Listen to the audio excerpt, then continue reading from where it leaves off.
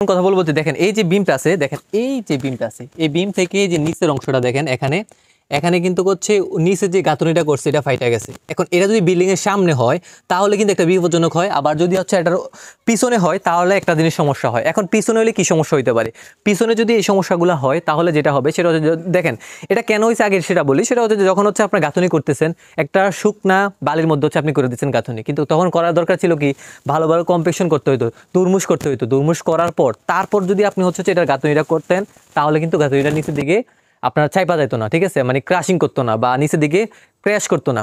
এখন কিন্তু নিচের দিকে হচ্ছে এটা কি হয়েছে, প্রেশারের কারণে নিচের দিকে চলে গেছে, যাওয়ার কারণে যে প্রবলেমটা হয়েছে এই বিম থেকে আলাদা হয়ে গেছে। তো এটা যদি বিল্ডিং এর সামনে হয় তখন খুবই ইন্টারেস্টিং একটি আকর্ষণীয় অফার। সেটা হচ্ছে আপনারা যদি বিল্ডিং এর ডিজাইন অথবা ড্রয়িং অথবা এস্টিমেট 3D ভিউ অথবা বিল্ডিং এর যাবতীয় যে কোনো সমস্যার সমাধান চাচ্ছেন, কনস্ট্রাকশন সাপোর্ট চাচ্ছেন, সেক্ষেত্রে আপনারা চাইলে আমাদের এই নাম্বারে কল করতে পারেন অথবা হোয়াটসঅ্যাপ অথবা ইমোতে আপনি SMS করতে পারেন। এর কারণে যে সমস্যাটা হবে, যদি বিল্ডিং এর সামনে এই সমস্যাটা হয় তাহলে যখন টাইলস করবেন টাইলসটা কিন্তু কিছুদিন পর হচ্ছে আলাদা হয়ে যাবে, ঠিক আছে।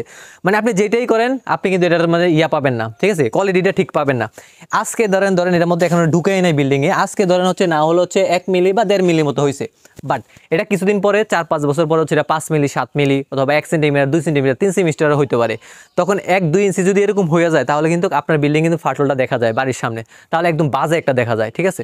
আপনি বলতে পারেন যে এটা তো কোনো লোড নেয় না, হ্যাঁ লোড নেয় না, তবে এটা যদি ফাটল পড়ার পর যদি এখানে মাকড়সা বা কিছু ঢুকে, ঠিক আছে, ঢুকার পর হচ্ছে ভিতরে হচ্ছে পানি টানবে। এই যে আপনি দেখেন এখানে কিন্তু কভারিং আছে 3 ইঞ্চি মতো আছে কভারিং, কিছু কিছু ক্ষেত্রে কমও আছে, কারো কারো কম দেয়, বাট এখানে 3 ইঞ্চি কাভারিং দেয়। তো 3 ইঞ্চি কাভারিং এর পর হচ্ছে স্টিল। এখন আপনার যদি এই সাইড দিয়ে হচ্ছে গ্যাপ থাকার কারণে যখন ইঁদুর বা কোনো কিছু তেলাপোকা ঢোকার পর মাটিটার উপর আপনার একটা ভারসাম্য সৃষ্টি করবে, করার পর হচ্ছে ভিতরে যাবে এই যে ইটটা আছে, ইটের মধ্যে হচ্ছে তারপর পানি হচ্ছে যে ওয়াটার মোশনটা আছে ভিতরে যাওয়ার পর যেটা হবে এই যে এই ওয়ালটার মধ্যে হচ্ছে পানির একটা ফ্লো সৃষ্টি হবে। পানি যখন এটার মধ্যে আসবে তখন দেখবেন হচ্ছে 10 থেকে 15 বছর পর নোনা ধরার পর দেখবেন হচ্ছে আপনার এই যে ওয়ালটা এটা হচ্ছে একদম ভিজা ভিজা দেখা যাবে, স্যাঁতস্যাঁতে দেখা যাবে, তাহলে আপনার বিল্ডিং এর খারাপ দেখা যাবে, ঠিক আছে। সেজন্য সবাইকে বলবো অবশ্যই জিনিসটা মাথায় রাখবেন যাতে এই ধরনের সমস্যাগুলো না হয়, খুব মনোযোগ সহকারে এই জিনিসটা দেখবেন। তো ভিডিওটা শেয়ার করে দিবেন যদি ভালো লাগে। সব ভালো থাকবেন, আল্লাহ হাফেজ।